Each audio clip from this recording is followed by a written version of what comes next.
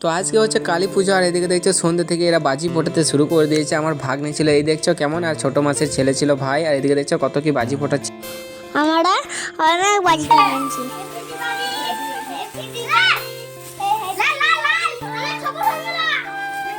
আর তারপরে আমাদের বাড়িতে এসে দেখছো আমার ভাগ্নে এখন বাজি ফাটেছে কত।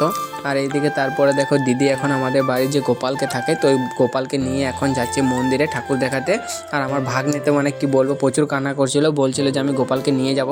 আর দিদি বলছিল না গোপাল পড়ে যাবে, আমি ভালো করে নিয়ে যাচ্ছি, তুই চ মন্দিরে, তোকে কলে দেবো। আর তারপরে দেখো আমাদের গ্রামে যে একটা কালী মন্দির হয়েছে, ওইখানে দেখো আমরা চলে এসেছি। আর এই দেখো দিদি এখন গোপালকে নিয়ে যাচ্ছে ভেতরে, আর আমার ভাগ্নে তো আগে আগে চলে গেছিলো। আর এই দেখো দিদি গোপালকে নিয়ে দাঁড়িয়েছিল, তা আমি বললাম দিদিকে যে এইখানে গোপালকে রাখ। আর এই দেখছো আমাদের যে গ্রামে কালী ঠাকুর হয়েছে শ্যামা। আর এইদিকে দিদি দেখছো গোপালকে ভালো করে নামিয়ে দিয়েছিল। আর তারপরে তো দিদি প্রণাম করছিল ওইদিকে। আর তারপরে দেখো আমার ভাগ্নে প্রণাম করছিল। আর তারপরে দেখো দিদি এখানে পুজোগুলোকে ভালো করে দিয়ে দিয়েছিল। তো আজকে ছিল এইটুকুই ভিডিও, তো তোমাদের সঙ্গে দেখা হবে নেক্সট ভিডিওতে। চলো বাই, টাটা বন্ধুরা।